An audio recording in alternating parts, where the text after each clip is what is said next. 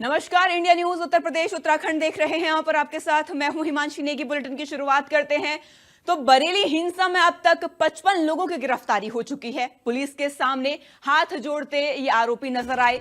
बरेली में बोले यूपी के मंत्री जेपीएस राठौर, उपद्रवी अपराधी माफियाओं को बख्शा नहीं जाएगा, ये अपनी कौम के खुद दुश्मन हैं। तो मंत्री राठौर का यह बयान उत्तर प्रदेश के बरेली में 3 दिन पूर्व हुए उपद्रव के बाद जनपद प्रभारी मंत्री जेपीएस राठौर बरेली पहुंचे। उन्होंने अधिकारियों और बीजेपी नेताओं के साथ मिलकर कानून व्यवस्था की स्थिति का जायजा लिया। योगी के मंत्री ने साफ किया कि उपद्रवियों, अपराधियों और माफियाओं को किसी भी हाल में बख्शा नहीं जाएगा और सरकार सख्त कार्रवाई करेगी। इसके साथ ही बीजेपी नेता ने कहा, हम किसी निर्दोष नागरिक को परेशान करने वालों को छोड़ेंगे नहीं।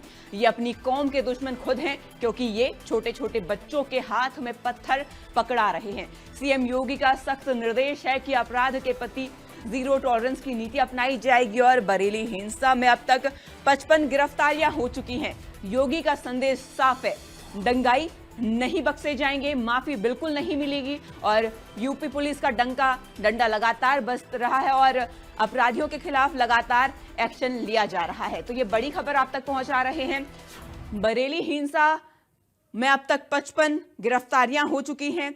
योगी का साफ संदेश है कि जीरो टॉलरेंस की नीति के तहत कार्रवाई होगी और दंगाइयों को बिल्कुल भी माफी नहीं मिलेगी। तो 3 दिन पहले बरेली में हुई हिंसा को लेकर लगातार कार्रवाइयां जारी हैं। 55 लोग अब तक गिरफ्तार। पुलिस के सामने हाथ जोड़ते यहां पर आरोपी नजर आए। बरेली में मंत्री जेपीएस बोले, बरेली में जेपीएस राठौर का यह बयान सामने आया, ये अपनी कौम के खुद दुश्मन हैं और अपनी कौम के मासूमों पर उनके हाथों में ये खुद हथियार थमाते हैं। और बरेली हिंसा में अब तक 55 लोगों की गिरफ्तारी हो चुकी है। पुलिस के सामने हाथ जोड़ते हुए अपराधी नजर आ रहे हैं और माफी की यहां पर गुहार लगा रहे हैं, लेकिन सख्त आदेश है, किसी को बख्शा नहीं जाएगा। उपद्रवी अपराधी को बख्शा नहीं जाएगा। जेपीएस राठौर का भी बयान आया है, ये अपनी कौम के खुद दुश्मन हैं, उपद्रवी अपराधी को बख्शा नहीं जाएगा। पुलिस के सामने हाथ जोड़कर ये अपराधी नजर आए और अब तक 55 लोगों की गिरफ्तारी इस पूरे मामले में हो चुकी है। तो पुलिस के सामने हाथ जोड़ते हुए ये अपराधी नजर आए और ये अपनी कौम के खुद दुश्मन है, ऐसा मंत्री राठौर का कहना है। आपको बता दें, 3 दिन पहले बरेली में ये हिंसा हुई थी और जिसके बाद से ही माहौल खराब देखने को मिला, तनावपूर्ण देखने को मिला। और इस पूरे मामले में योगी सरकार एक्शन मोड में है। मुख्यमंत्री योगी आदित्यनाथ ने खुद संज्ञान लिया और पूरे मामले में कार्रवाई के सख्त निर्देश दिए।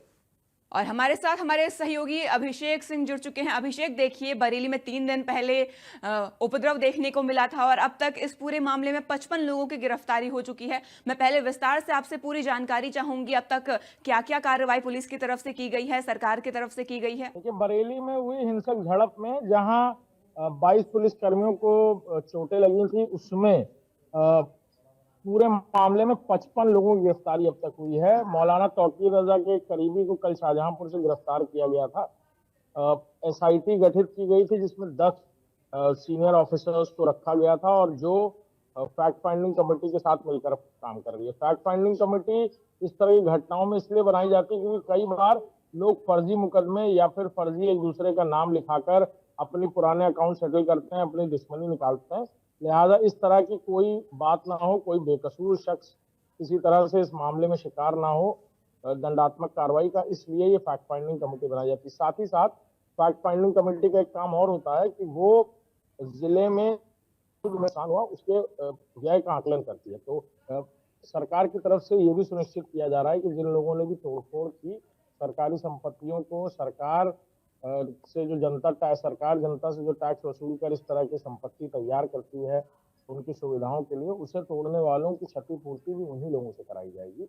लिहाजा ये कार्रवाई भी हो रही है और बड़े पैमाने पर पूरी हिंसक घटना में जो लोग भी शामिल थे, जिन लोगों ने इंस्टिगेट किया, लोगों को धार्मिक भावनाओं को भड़काया, मौलाना तौकीर रजा के कहने पर वहां इतने सारे लोगों को सोशल मीडिया की मदद से बुलाया, इन सभी लोगों को पहचाना जा रहा है।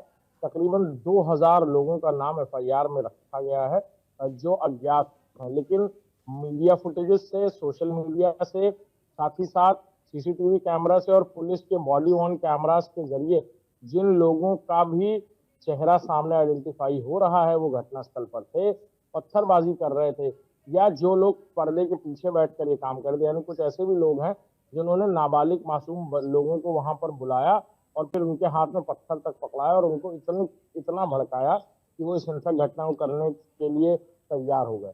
ऐसे लोगों को भी आइडेंटिफाई किया जा रहा है जिन्होंने इन लोगों का ब्रेन वॉश किया था, जिसमें मौलाना तौकीर रजा को मुख्य अभियुक्त बनाया गया है और बाकी जो उसके साथी थे, क्योंकि ये घटना एक दिन में शुरू नहीं हुई, ये घटना शुरू हुई कानपुर से, फिर बाराबंकी और फिर कई सारे जिलों में छोटी छोटी घटनाएं, आई लव मोहम्मद के पोस्टर लेकर लोगों का बाहर आना, इसे एक प्रोपोगेंडे की तरह इस्तेमाल किया जा रहा था, खासतौर में त्योहारों पर रंग में भंग डालने के लिए, ताकि किसी तरह की बड़ी हिंसक घटना में से तब्दील किया जा सके। ऐसा ही कुछ संभल में भी हुआ था और तब भी मौलाना तौकीर रजा का नाम सामने आया था। इसी तरह के भड़काऊ भाषण के बाद लोग नाराज होकर सर्वे के दूसरे बार जो सर्वे हो रहा था वहां पहुंचे थे और उन्हें गोलीबारी शुरू कर दी थी। यहाँ भी 39 लोग जिन्हें गिरफ्तार किया गया था शुरुआती दौर में, उनके पास से जो डिटेल्स मिली, जो जानकारियां मिली, उसमें साफ साफ ये साफ दिख रहा था कि वो लोग सीधे तौर पर असलहे या फिर उनके पास हथियार थे जिससे वो किसी बड़ी घटना को अंजाम दे सकते। जी बिल्कुल। देखिए अभिषेक, 3 दिन पहले ये दुर्घटना, ये उपद्रव देखने को मिला और अब इस पूरे मामले में राजनीति भी कहीं ना कहीं देखने को मिल रही है। जेपीएस राठौर का भी एक बयान सामने आया जिसमें उन्होंने कहा कि ये कौम खुद जिम्मेदार है और इस पूरे मामले में अब तक राजनीति भी देखने को मिल रही है। हाँ बिल्कुल, देखिए इस तरह की घटनाएं होती हैं तो सियासत होती है, क्योंकि हर चीज राजनीति से जुड़ी हुई है और अक्सर लोग वोट-बैंक तलाशते हैं, राजनीतिक दल इस तरह की बातें कहते हैं। लेकिन मंत्री जेपीएस राठौर को वहां सरकार की तरफ से प्रतिनिधि के तौर पर भेजा गया था, ताकि उन लोगों को जिनको सही में नुकसान हुआ है, जिनको परेशानियां हो रही हैं और लॉ एंड ऑर्डर की सिचुएशन क्या है, इसको लेकर वो खुद ग्राउंड पर मौजूद रहे। लिहाजा मंत्री जेपीएस राठौर ने जो बात कही वो सीधे तौर पर उन्होंने कहा कि ऐसे समय पर जब सरकार खुद दोनों हाथ आगे बढ़ाकर सहायता कर रही है, ऐसे में इस तरह की घटनाओं को अंजाम देना सीधे तौर पर अपने ही हाथ पर कुल्हाड़ी मारने जैसा है। और जिस तरह का उन्होंने वक्तव्य दिया कि अपने ही कौम के दुश्मन है, इस तरह की बातें उन लोगों के लिए कहीं जो लोग अब पुलिस की कार्रवाई के बाद हाथ जोड़ते हुए नजर आ रहे हैं। देखिए सरकार सख्त लगातार एक्शन लिया जा रहा है और 55 लोग गिरफ्तार हो चुके हैं। जैसा आपने बताया कि 2000 लोग नामजद हैं और इसी के साथ अब आगे पुलिस इस पूरे मामले में क्या कार्रवाई कर सकती है अभिषेक? देखिए जिस तरह की इन्वेस्टिगेशन चल रही है और जिस तरह उसको इनिशिएट किया जा रहा है, घटना में जो लोग शामिल थे उसके अलावा इस घटना को इंस्टिगेट करने वाले लोगों को भी तलाशा जा रहा है, उनके आइडेंटिफिकेशन का काम चल रहा है और बड़े पैमाने पर कई सारी टीम्स बनाई गई हैं, जो बहुत व्यापक जांच का सर्किल बनाया गया है, जिसके अंतर्गत इन लोगों की पहचान की जा रही है। जी, तमाम जानकारी हम तक पहुंचाने के लिए अभिषेक आपका शुक्रिया।